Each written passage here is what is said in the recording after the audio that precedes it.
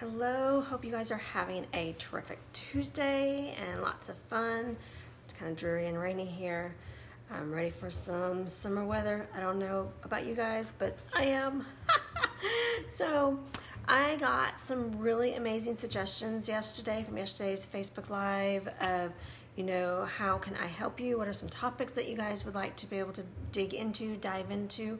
Some of these topics will definitely span over several days. Some I'll be able to address one at, just one day. And I'll probably weave in some more stuff and thoughts as I think about things that might be related to some of y'all's suggestions, but really great. Thank you so very much. And, make sure and share that with your friends and family, with your Facebook page. Do lots of likes and comments so that anybody else who wants to add to that as I continue to grow this list so that I can serve you guys and connect with you guys. So some of the suggestions were detoxing the home, healthy foods, healthy stuff for our body, making those types of things easier, right? To find more energy, to feel more motivated, sleep, having struggles with sleep, whether it's because we are choosing to jip our sleep or whether or not we're having a hard time getting sleep. How to recognize our thyroid health and concerns, and just so many things, all right?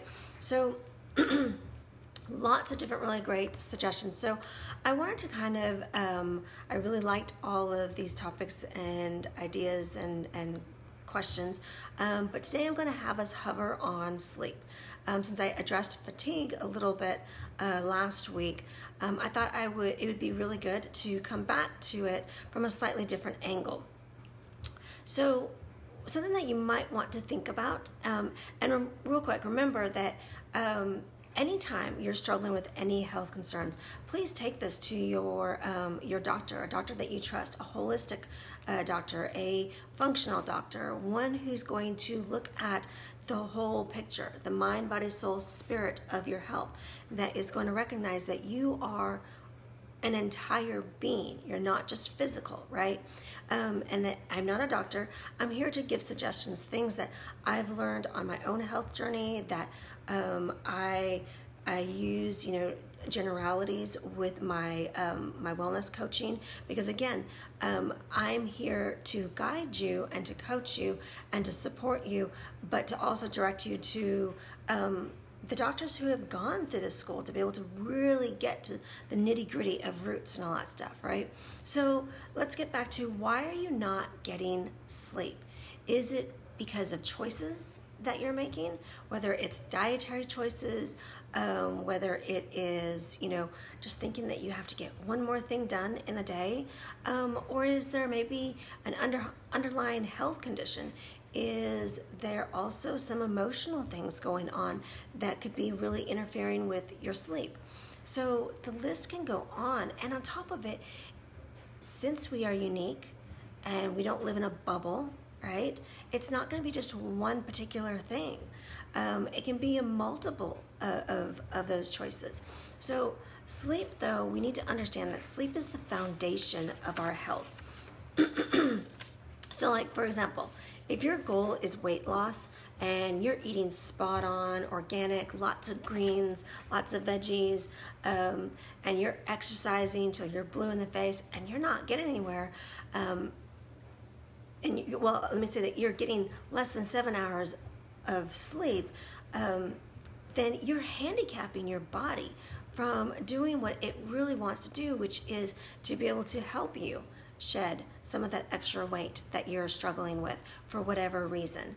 Our bodies ideally need 8 to 10 hours of sleep. Each of us, again, are individually unique. Some can get by with closer to the less, but there's some really great science and information out there that I'm going to share more tomorrow with you about why our bodies and our brain, our spirit even, need that ideally 8 to 10 hour window of sleep. And again, there are some people that reach the outliers of that spectrum, that average, but they're showing some amazing science out there of why dropping down to even 7 is not always the greatest for us. So that's just talking about the physical. What about how does it affect us emotionally, right?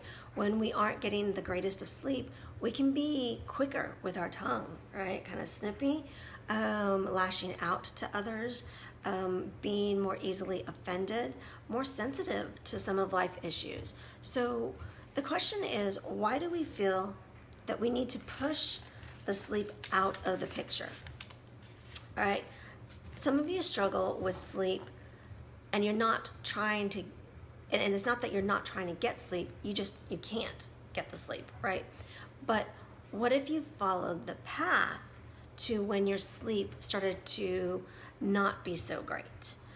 Were you already starting to shortchange yourself and in the sleep? And why? Was it because of career? Was it because of children? Was it because of, again, wanting to just do one more thing? Or you've had a really long day and you just want to be able to get a couple hours of TV in? Are you dealing with some emotional traumas? So many different things. Why are you shortchanging your sleep? Do you want to be able to get just one more chapter in of that book? I know I'm guilty of that. I'm like tremendously guilty of that. I love what I do here. And so for me, it's like, oh, let me just get 30 more minutes of research done. Let me just look up one more terminology. Let me just do XYZ, right? So there's always going to be a to-do list. And there are so many things that we can do, though, to nurture our sleep. So today, I'm wanting to give you just some quick action plan things that you can actually start tonight. So things like setting a goal of having it to where you're in bed and lights are out between 9 and 10 p.m. And you're gonna say, oh, Kelly, that's way too early. We'll talk about why that's such an ideal time tomorrow, okay? That also means that between 7 and 8-ish, technology needs to be turned off.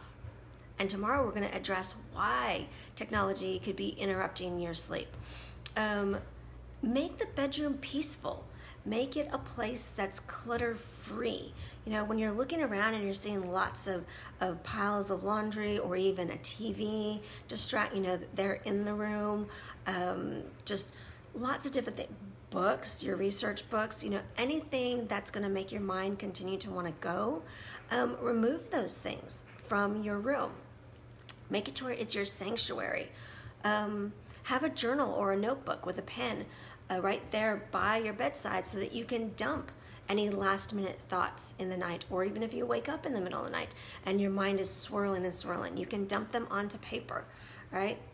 Find a prayer or a meditation song or a psalm that you can focus on, that after you've done, say, whatever spiritual routine you have before you turn out the lights, but then you can have that as a mantra in your mind while you're going to sleep. I have a lot of different prayers that I do. It's usually when I journal one last time, and my journaling are letters to God, is what they really are. What my day was like, with the things that I struggled with, who I wanted to be able to say extra prayers for, who I am, just putting out prayers for, anybody that I know who is struggling about something.